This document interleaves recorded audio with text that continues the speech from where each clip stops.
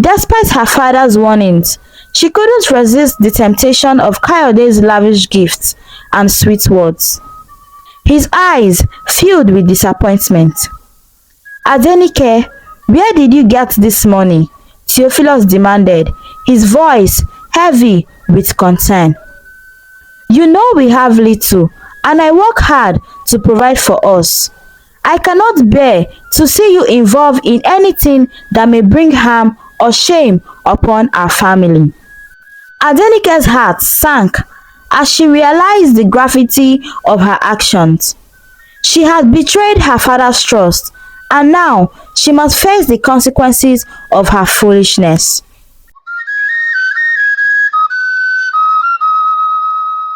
Once upon a time, there lived a kind-hearted man named Theophilus.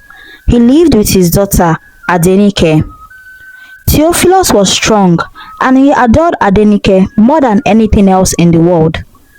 Adenike, in turn, looked up to her father with eyes full of admiration. Adenike was the only daughter of her father, and she was his little princess. From the moment Adenike was born, Theophilus doted on her, calling her his little and adorable princess. He would sing her lullabies and tell her stories of her mother, Modupe, who had passed away when Adenike was just a little girl. Theophilus had loved Modupe dearly. He had been Theophilus' true love, and he had cared for her with all his heart during her illness. On her dying bed, Modupe made him promise to take care of their daughter Adenike, and Theophilus had vowed to fulfill that promise no matter what happens. As Adenike grew older, she blossomed into a beautiful young lady with soft silky skin and eyes that sparkled like the stars. People in the town often whispered that Modupe's spirit had been transferred into her daughter Adenike, for she bore a striking resemblance with her late mother. Theophilus was protective of Adenike. He would not allow any man to come near her, even when eligible bachelors admired her from afar. They dared not to approach her, for they knew Theophilus' fierce love for his daughter. One day, Theophilus made a decision that surprised many people in the town. He decided to enroll Adenike in school, despite the belief that girls did not need education. When he shared his plans with his friend, he was met with laughter and scorn. "Ah, Theophilus, you've lost your senses," his friend exclaimed. "Adenike is too old to start school now. Besides, what's the use of education for a girl child? You should be thinking of finding her a good husband, not wasting your time with books." Theophilus was furious at his friend's words. He clenched his fist, stormed out of his friend's house, his mind made up. He would do whatever it took to give Adenike the education she deserved. How dare anyone suggest that his daughter's worth lay only in her ability to marry, he thought. The next day, Theophilus took Adenike by the hand and led her to school in the town square. Adenike's eyes widened with excitement as she looked around at the other children playing and laughing. "Father, what are we doing here?" she asked, her voice tinged with curiosity. "We are here to enroll you in school, my darling," Theophilus replied, his voice filled with pride. "You deserve the chance to learn and grow just like any other child." Adenike's face lit up with joy, and she threw her arms around her father's neck, hugging him tightly. "Thank you, Father. Thank you so much for believing in me." Theophilus smiled down at his daughter, his heart swelling with love. He knew that he had made the right decision, no matter what anyone else said. Despite the doubts and whispers of the villagers, Theophilus enrolled Adenike in school. He watched with pride as his daughter eagerly embraced her studies, soaking up with knowledge like a thirsty sponge. Each day, he would walk her to school, his heart swelling with love and admiration for her determination. As Adenike began her studies at school, she threw herself into work with determination and passion. She excelled in her studies, quickly becoming one of the top students in her class. Her teachers were amazed by her intelligence and dedication, and they praised her constantly for her hard work. Theophilus' initial fears soon disappeared, and he realized that he had made the right decision in sending Adenike to school. He watched with pride as his daughter grew and flourished, becoming more confident and independent with each passing day. However, not everyone in the town was happy about Adenike's newfound education.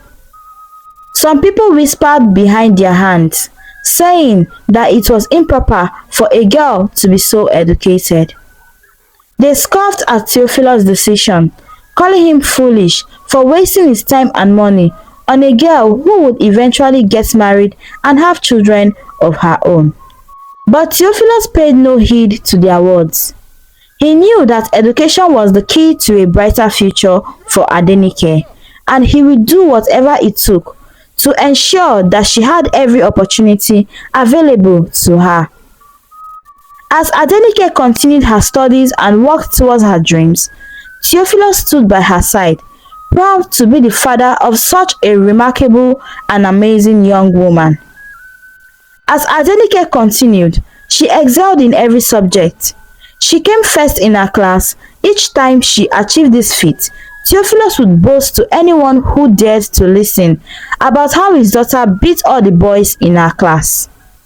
"My Adenike is the smartest girl in town," he would declare proudly, puffing out his chest with pride. His love for Adenike only grew with each passing day, and he spared no expense in providing her with everything she needed to succeed. Despite their modest means, Theophilus worked tirelessly. He took on extra job he could find just to save up money for Adenike's future. But whenever Adenike offered to help out, he would firmly refuse, insisting that his daughter deserved nothing but the best. Adenike, in turn, was grateful for her father's love and support, but she couldn't help feeling guilty about the sacrifice he was making for her. As time went by, Adenike's brilliance soon earned her a promotion in school, and before long, she had finished her secondary school education. However, Theophilus knew that he couldn't afford to send her to the university. Whenever Adenike offered to help by selling something or working, Theophilus would refuse, insisting that his daughter deserved to be treated like a princess and shouldn't have to work for anything. As Adenike blossomed into a young, beautiful woman, her beauty became the talk of the town. With her radiant smile and graceful demeanor, she captured the heart of all who laid eyes on her. But Theophilus remained steadfast in his protection of his precious daughter, keeping a watchful eyes on any potential suitor who dared to come near. One day, a man named Kayode, known to all as K, arrived in town. He was a successful businessman who had made his fortune in the bustling city of Lagos.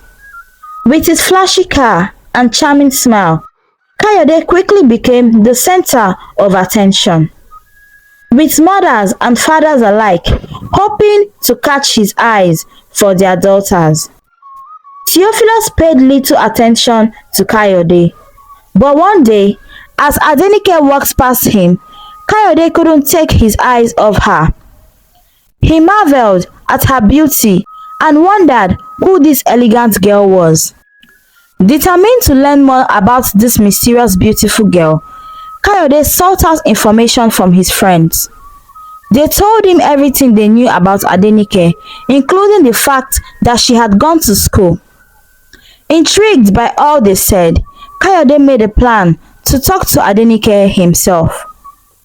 One day, as Adenike was running errands for her father, Kayode waited for her, his car idling by the side of the road. As she approached, he stepped out of his car and greeted her with a charming smile. "Good afternoon, beautiful," Kayode said, his voice smooth as silk. "I couldn't help but notice you passing by. You're really beautiful." Adenike paused, surprised by Kayode's sudden attention. She smiled politely and replied, "Thank you, sir, but I must hurry home to my father now." Kayode was not so easy to dismiss. He reached into his pocket and pulled out a small gift, offering it to Adenike with outstretched hands. "Please allow me to give you this token of my admiration," he said. "It will bring me great joy to see you accept it." Reluctantly, Adenike accepted the gift, her curiosity piqued by Kayode's persistent charm. As she hurried home, her mind raced with thoughts of the handsome stranger and the mysterious allure he possessed. In the days that followed, Adenike found herself sneaking away to meet Kayode whenever she could. Despite her father's warnings, she couldn't resist the temptation of Kayode's lavish gifts and sweet words. But one day, as Adenike returned home, she was startled to find her father waiting for her, a stern expression on his face. He held up a wad of cash he had found hidden among her belongings, his eyes filled with disappointment. "Adenike, where did you get this money?" Theophilus demanded, his voice heavy with concern. "You know we have little, and I work hard to provide for us. I cannot bear to see you involved in anything that may bring harm or shame upon our family."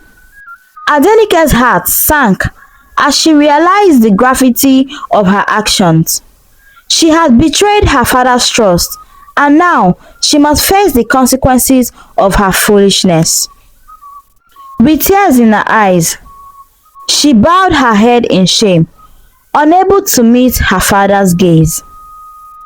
Theophilus' eyes narrowed suspiciously as he asked her again. Adenike's heart pounded as she stood before her father, trying to find the words to explain where she had gotten the money. But the words caught in her throat, and instead she turned and fled from the house, leaving her father staring after her in bewilderment. Theophilus watched her go, his heart heavy with worry and confusion. He didn't understand what was happening. And hours later, Adenike returned, her hand clasped in Kayode's hand. Theophilus' heart sank as he looked from his daughter to the stranger beside her. "What is the meaning of this?" Theophilus demanded, his voice trembling with anger and sadness. Kayode stepped forward, his eyes locked on Adenike's eyes. "Sir, my name is Kayode. I am in love with your daughter. I want to take her to Lagos with me, where I will enroll her in the university and take care of her." Theophilus' heart broke at Kayode's words. He had always known that this day might come, but he had hoped that it would be much later and under a different circumstances. He stood up slowly, his eyes fixed on the ground. "I need some time to think," he said quietly, before turning and walking out of the room. Alone with Kayode, Adenike's mind raced with conflicting emotions. She was torn between her love for her father and her desire for a new life with Kayode in the city. As night fell, Theophilus sat outside, lost in thought as he gazed up at the shimmering moon overhead. His heart ached with sorrow, knowing that his daughter was slipping away from him, drawn by the allure of a world he could not understand. It was then that Adenike appeared by his side, her eyes brimming with tears as she pleaded for forgiveness. Theophilus sighed heavily, his heart breaking at the sight of his daughter's distress. "Adenike, my dear," he said softly, "do you truly wish to go to Lagos?" Adenike nodded, her resolve firm as she met her father's gaze. "Yes, father," she whispered, "I want to go. Kayode promised to take care of me and enroll me in the university. Please understand." Theophilus could not bear to let his daughter go, to watch her disappear into the unknown without him by her side. He revealed that he already had the money to enroll her in the university. Adenike's heart ached at her father's sacrifice, but her decision to leave remained. With a heavy heart, he rose to his feet and walked away, leaving Adenike alone in her thoughts. The next morning, Kayode arrived at Theophilus' compound with his car, ready to take Adenike away. Theophilus tried to stop her, but Adenike refused, her mind made up as she loaded her belongings into Kayode's car. As they drove away, Kayode grinned with delight, while Theophilus watched with a heavy heart, his daughter slipping further and further from his grip. When they got to Lagos, Adenike was surprised to find out that Kayode lived in a small boys' quarter within a grand mansion. Confused, she questioned Kayode about their surroundings. "Is this where you live?" Adenike asked. Kayode simply laughed and told her, "Welcome to Lagos." Adenike's heart sank as she realized that her new life might not be as glamorous as she had imagined. She found herself trapped in a world where she barely recognized. Once filled with hope and dreams of a better future, her life had now become a nightmare of loneliness and despair. Kayode, the man she had once thought she loved, had turned out to be nothing more than a cruel and selfish liar. He was working as a driver for Chief Koko.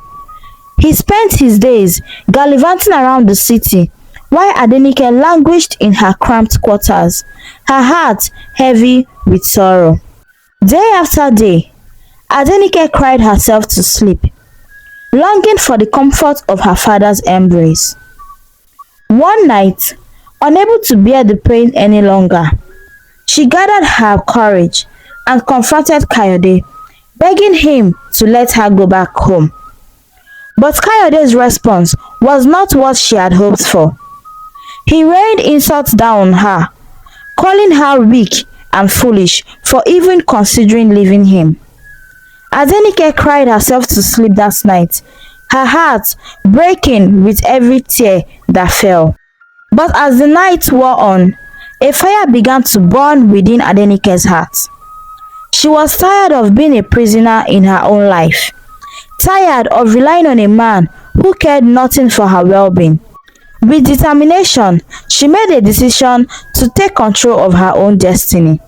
The next morning, Adenike knocked on Chief Koko's door, her heart pounding with fear and uncertainty. When the door swung open, she found herself face to face with a stern-looking man, Chief Koko himself. "Who are you and what do you want?" Chief Koko demanded, his voice gruff and commanding. Adenike took a deep breath, steeling herself for what was to come. "Sir, my name is Adenike, and I would like to work for your family," she said, her voice trembling slightly. Chief Koko studied her for a moment, his expression unreadable. "And what do you do?" he asked, his tone skeptical. Without hesitation, Adenike replied, "I can clean, sir, I can cook, and I can take care of the house." Chief Koko's eyebrows shot in surprise. Well, he said, a hint of amusement in his voice. "I suppose we could use an extra pair of hands around here. You are hired, Adenike." Adenike's heart soared with relief as she followed Chief Koko into the house, ready to start her life afresh. But her joy was short-lived, for as soon as she stepped inside, she heard the sound of Kayode's voice calling her name. She turned to see Kayode walking towards her, his face twisted with anger. "What do you think you are doing here?" he demanded, his voice low and threatening. Adenike stood her ground, her eyes blazing with defiance. "I'm tired of living like this, Kayode," she said, her voice steady despite the fear that groaned in her heart. I won't let you control me anymore. Kayode's eyes narrowed and he took a step backward, his fists clenched at the sight. Adenike, you will regret this. He spat, his voice dripping with venom. You will come crawling back to me, begging for my forgiveness. But Adenike didn't pay attention to him. As the days turned into weeks, Adenike threw herself into her work, determined to prove herself to Chief Koko and earn her keep. But despite her efforts, she could not shake the sadness that weighed heavily on her heart. Chief Koko, a retired military man with a stern demeanor, took pity on Adenike when he saw her tears, but he knew little of the true extent of her suffering.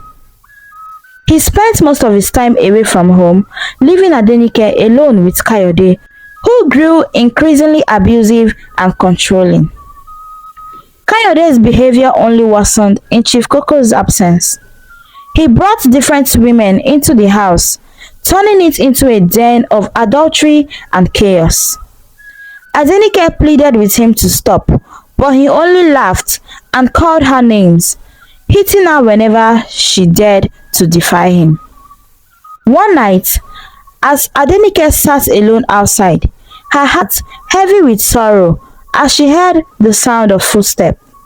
Approaching, she looked up to see a man standing before her, his face filled with concern. Are you alright? The man asked. Adenike shook her head, unable to speak through the tears. The man, whose name was George, sat down beside her. His presence was comforting in the darkness. Tell me what is wrong, he said softly, his voice filled with compassion. Through her tears, Adenike poured out her heart to the man, telling him everything that had happened since she had come to Lagos. The man listened quietly, his heart breaking for the young woman before him. When Adenike had finished her story, the man stood up. Come with me, he said, offering her his hand. I'll take you home to your father if you want, or I'll help you start a new life here in Lagos. The choice is yours to make. Adenike looked up at him, her eyes filled with gratitude. Thank you so much for offering to help me even though you didn't know me. As they got inside, the man introduced himself to her as George, the only son of Chief Koko. Adenike, surprised at the revelation, quickly made moves to leave, but George stopped her and promised to help. Adenike promised not to take it for granted and said she wants to go home to her father, but she wants to go as a graduate. This was her dream. As Adenike continued her journey towards her dreams, she worked tirelessly, cleaning homes and doing whatever odd jobs she could find to make ends meet. Despite the hardship she faced, her determination never wavered. She reminded herself of her dreams and focused on her goal of becoming a graduate. One day, while Adenike was scrubbing the floors of another house, her phone rang. She answered it to hear George's voice. He had wonderful news to share. He wanted to sponsor her through university. Adenike's heart soared with joy after the offer, and she eagerly accepted it, grateful beyond words for George's kindness and generosity. As Adenike embarked on her studies at the university, life at Chief Koko's house took a turn for the worse. Kayode's constant misbehavior finally caught up with him, and he was sent packing, leaving behind a trail of chaos and destruction. Meanwhile, Adenike flourished in her studies, and hard work and dedication earned her top honors and admiration from her peers. When she graduated as a first-class medical doctor, George was the first to congratulate her, pulling her close and praising her beauty and intelligence. But as they celebrated her achievements, George could no longer hide the feelings he had harbored for Adenike for so long. With trembling hands and a heart full of love, he whispered his feelings to her.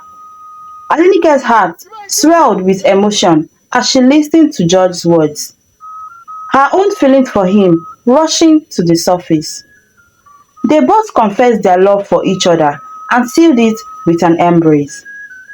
George decided to keep the promise he had made to Adenike by taking her back to her father's house after all these years.